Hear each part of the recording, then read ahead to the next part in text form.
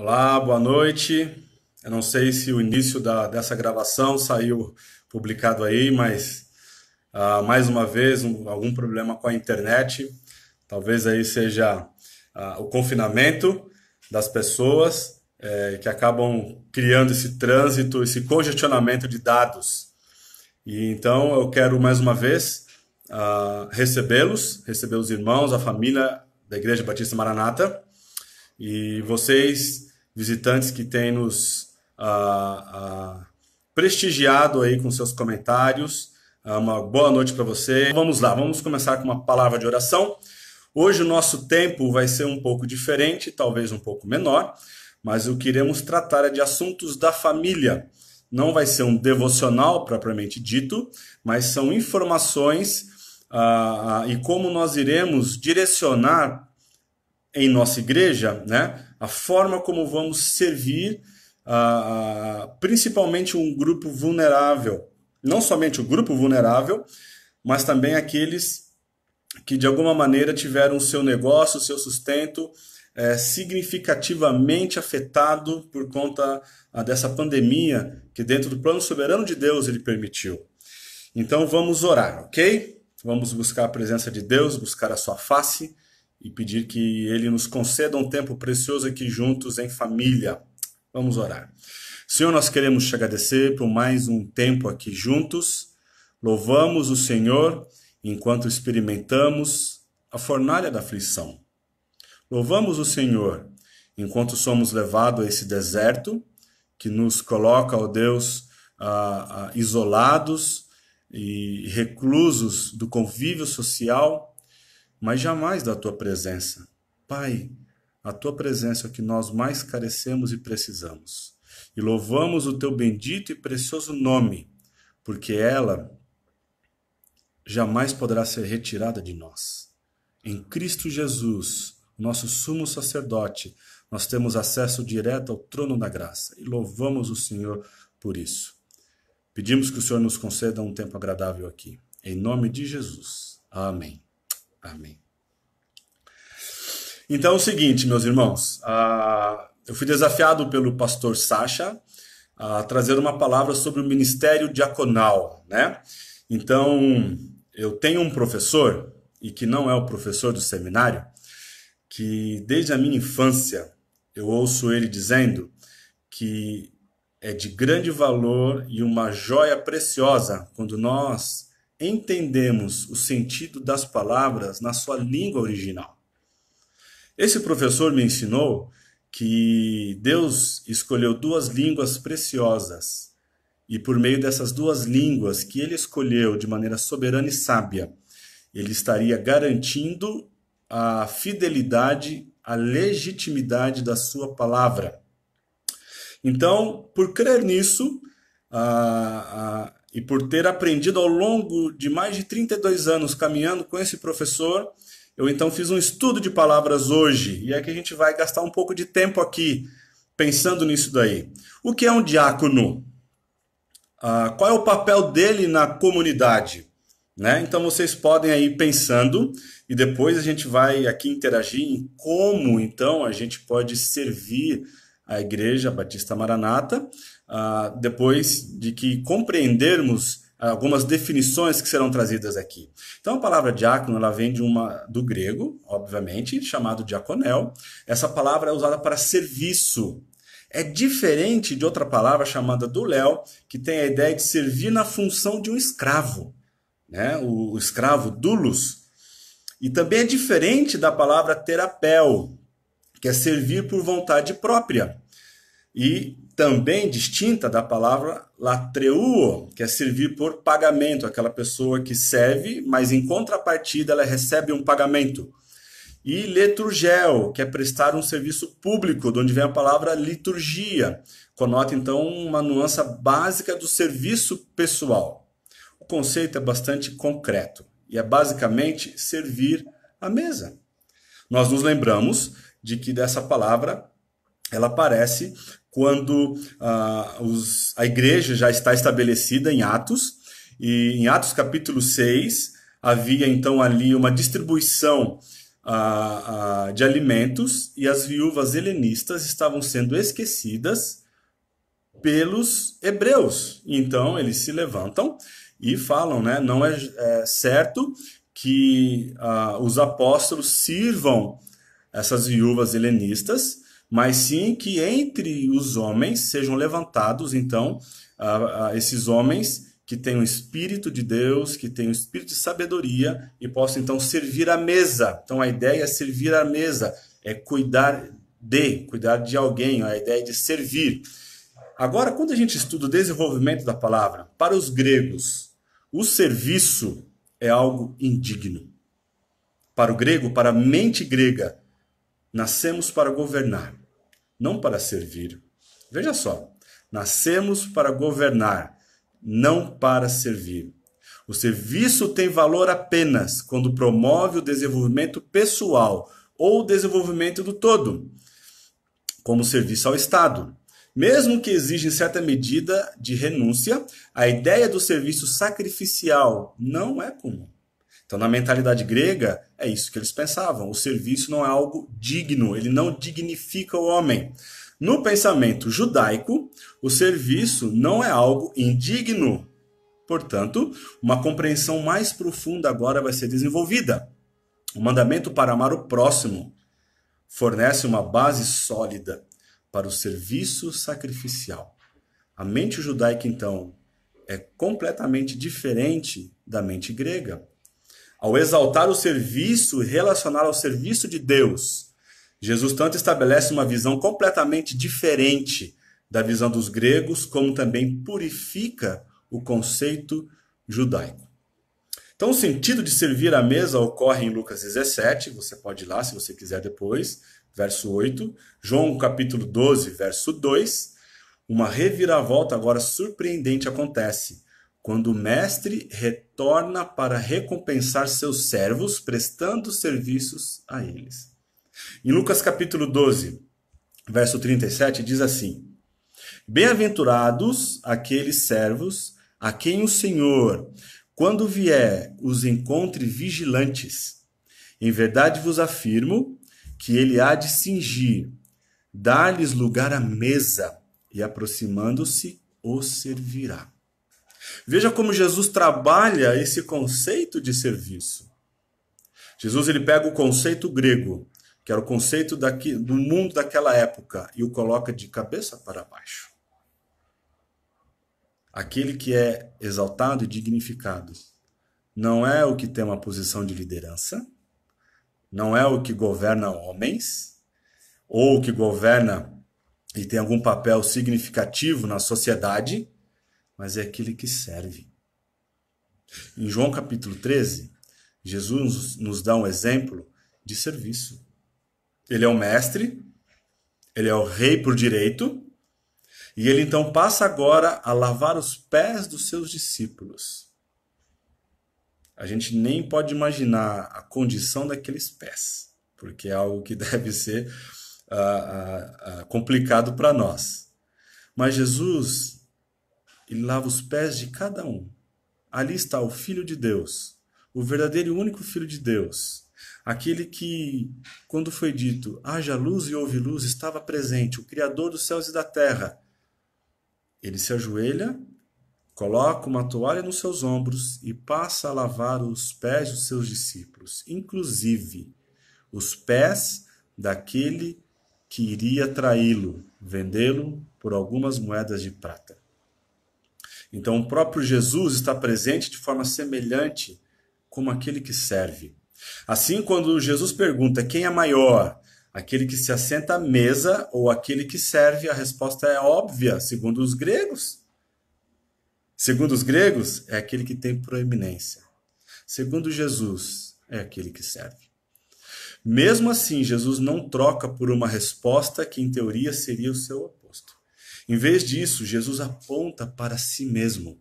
Pois como Filho do homem, que também é Senhor, que também é o Rei soberano, todo-poderoso, Criador dos céus e da terra, ele institui um novo parâmetro de relacionamento humano que se estende até mesmo para servir à mesa ou lavar os pés dos discípulos. Servir outros é servir a Cristo. E isso implica em um compromisso pessoal.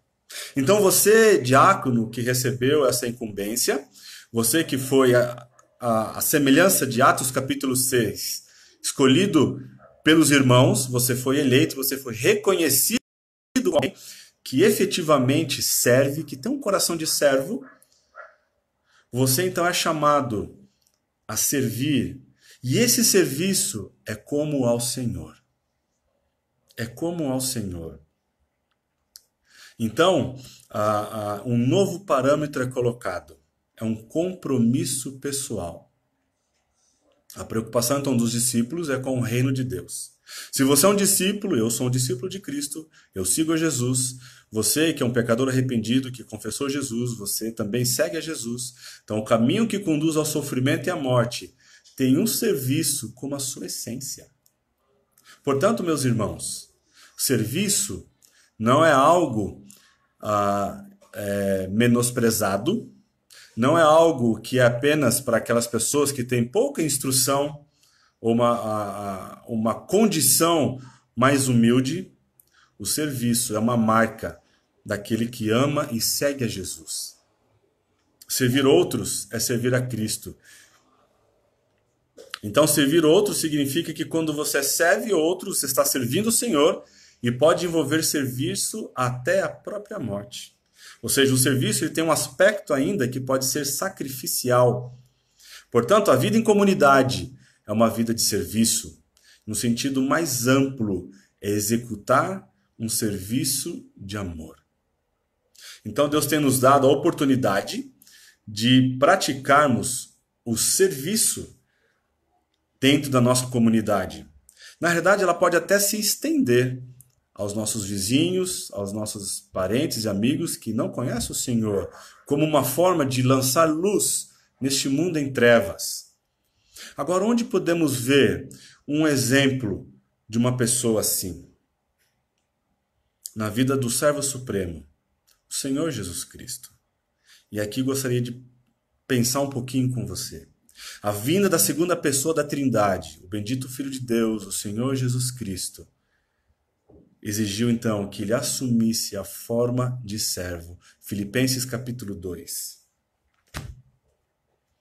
verso 7. Antes a si mesmo se esvaziou, assumindo a forma de servo, tornando-se em semelhança de homens e reconhecido em figura humana.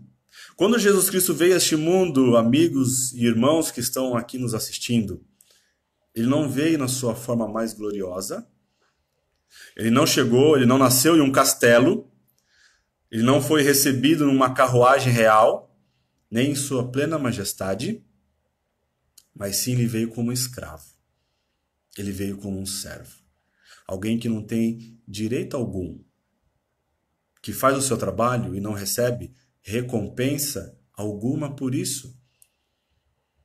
Um servo era contratado para realizar uma tarefa específica e gozava de certos direitos. Um escravo tinha um status inferior. Ele pertencia a seu amo e não possuía nenhum bem pessoal. Não tinha vida própria, independente da vontade do seu mestre. Jesus assumiu a forma de um servo, de um escravo. Não havia posição mais baixa para ele ocupar.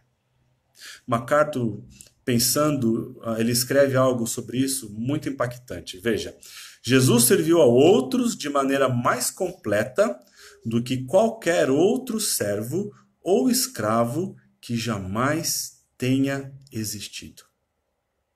Não houve um servo como o Senhor Jesus Cristo. Portanto, meus irmãos e amigos, quando nós pensamos em serviço, os nossos olhos devem se voltar para o supremo servo sofredor, o Senhor Jesus Cristo. Ao olharmos para a sua vida, temos o modelo, o padrão de como devemos servir e amar pessoas, e isso se torna um difusor do Evangelho. Quando pessoas veem a igreja amando e servindo outros, Isso se torna uma luz nesse mundo em trevas. Portanto, servir é um ato de amor sacrificial. E Jesus Cristo é nosso supremo modelo e exemplo. Agora vem a pergunta e a interação. Como podemos servir os nossos irmãos? Como podemos expressar amor e cuidado? Como podemos servir à mesa de maneira prática? Como podemos demonstrar amor àqueles que estão isolados, como os idosos, mais isolados ainda, que sem dúvida sentem a falta do abraço dos filhos, o carinho dos netos, o beijo dos netos. Como nós podemos servir a estes irmãos? Você pode ligar para eles, você pode conversar com eles. E uma marca de uma comunidade cativante é que esse relacionamento independe, transcende a idade. Você, jovem, é desafiado, então, a pegar o seu telefone ou o seu WhatsApp e ligar para um idoso e conversar com ele e orar junto com ele. Perguntar se há alguma necessidade, gastar um tempo conversando com ele. Nós temos entre nós irmãos que são autônomos e por conta daquilo que está acontecendo, e todas essas coisas que estão acontecendo, acontecem debaixo dos olhos atentos do Senhor, eles podem estar passando por necessidade. Qual o seu papel? Então, cada membro da Igreja Batista Maranata, cada membro possui um diácono responsável por você. A nossa igreja tem um privilégio, tem um personal diácono. Você acredita nisso? Pois é. Tem uma lista dos membros. E nessa lista de cada membro, há um diácono responsável por você, que vai assistir você. Portanto, se você não sabe quem é o seu diácono, você tem toda a liberdade de procurar o Felipe Sintra. O Felipe Sintra hoje tem conduzido, liderado o grupo de diáconos. Você pode conversar com ele e ele então vai informar você quem é o seu diácono e você pode entrar em contato com esse diácono. Diácono, você já deve ter recebido a lista atualizada, então eu gostaria de lançar esse desafio para você. Ligue para as pessoas pelas quais você é responsável por elas, que você assista essas pessoas. Pergunte se estão precisando de algo, pergunte como elas têm passado, porque agora o nosso momento não é somente a questão do isolamento social, mas há uma tendência para um isolamento que desencadeia grandes problemas, que é o problema de estar sozinho, problema na mente. Então converse com essas pessoas, gasta um tempo. Você não precisa ir até a casa deles, você pode pegar o telefone, como já foi dito aqui, ok? Converse com eles, interaja com eles. Então, meus irmãos, a palavra que eu gostaria de trazer para vocês tem esse sentido. Se você também é autônomo e tem visto que significativamente o seu sustento foi afetado, você tem toda a liberdade de entrar em contato com o Felipe Sintra, ou com o seu diácono, ou até mesmo comigo, tá? E externar a sua necessidade. Todas essas coisas acontecem, como já foi dito, debaixo dos olhos atentos do Senhor. Na mesma carta de Filipenses, Paulo nos ajuda a enxergar que não existe necessidade que Deus não possa suprir. Ele fala no versículo 19, e o meu Deus, segundo a sua riqueza em glória, há de suprir em Cristo Jesus cada uma das vossas necessidades, seja ela material, como o próprio apóstolo Paulo foi um objeto do cuidado da igreja de Filipos, quanto espiritual. Em Cristo Jesus nós encontramos uma fonte segura de suprimento que pode nos fornecer tudo aquilo que nós precisamos. Nós temos a igreja, o corpo de Cristo, essa comunidade viva, que certamente irá atuar. E como bom aluno de um professor, ele também ensinou a igreja que não haverá na igreja de Cristo uma necessidade que seja maior do que toda a soma dos nossos recursos. Meus irmãos, nós precisamos crer nisso. Não há necessidade na nossa igreja que a soma dos nossos recursos não sejam suficientes para suprir. Nós temos a promessa. Jesus é a nossa fonte segura. Ele irá nos suprir. Então, nós tenhamos essa liberdade.